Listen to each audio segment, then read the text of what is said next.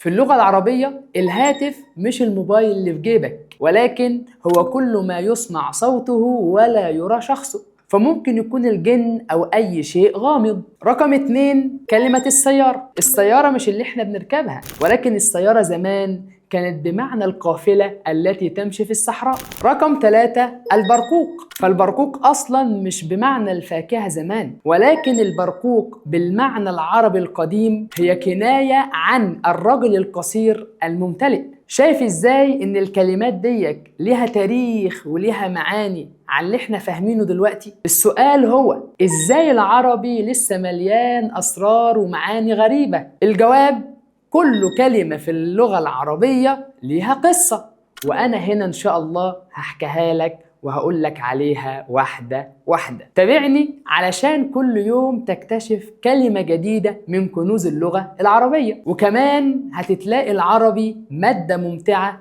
مش مجرد كتاب. سلام.